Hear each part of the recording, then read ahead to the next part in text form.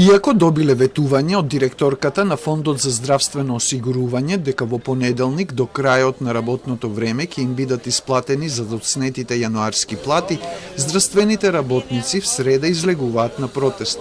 Ова го велат од синдикатот на Клинички центар, откаде потенцираат дека во зависност од тоа како ќе оди исплатата на платите, протестот може и да продолжи.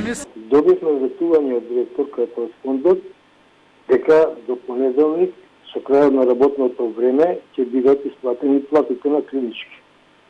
Така да тоа ние го почитуваме, но доколку не бидат исплатени платите, ние во вторник ќе свикаме извршен одбор, ќе свикаме совет и ќе донесеме одлуки за понатамошните чекори, независно и во вторник да бидат исплатени платите, протестот во среда ќе се одржи. Платите на здравствените работници доцнат зашто беше хакиран и пробиен системот на Фондот за здравство, преку кој сите вработени во здравството во Македонија примаат плати. Министерот за финансии Бесими најави дека доколку до понеделник не се реши проблемот со системот, платите за здравствениот кадар ќе се обезбедат од Централниот трезор, а потоа ќе се порамнат со трезорот на Фондот за здравство. И додека белите мантили чекаат плати, со проблеми за набавка на лекови се соочуваат дел од граѓаните. Од кај докторката треба да дојдат рецепт. Сега, кој дошол, кој завршил работа, завршил. Сега кој ми е падна тоа. Сајтот? Не може да земе лекови. Како се снаоѓа? Па што ќе се снајдеме овие вчера, денес? Мислам, нема како да се снајде. Како да се снајде? Некои лекови ги нема и се набавуваат малце со задоцнување некое. Значи имаше недостиг. Нема некој проблем. Сајтот падна за фактурите и за запишување на пациенти нови. Така? Се надеваме наскоро дека ќе го надградат.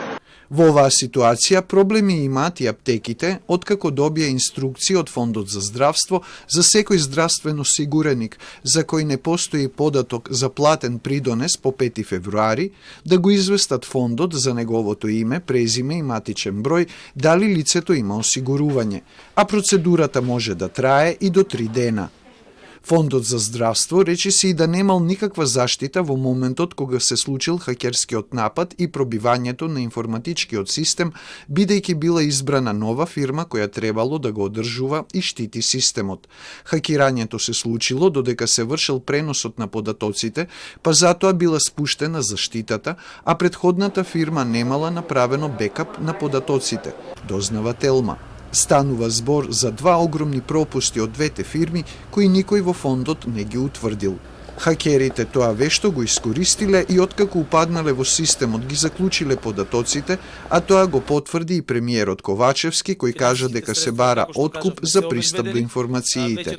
Директорката Грашковска се уште е недостапна да каже докаде е постапката за одблокирање на системот и дали податоците на здравствените осигуреници се безбедни.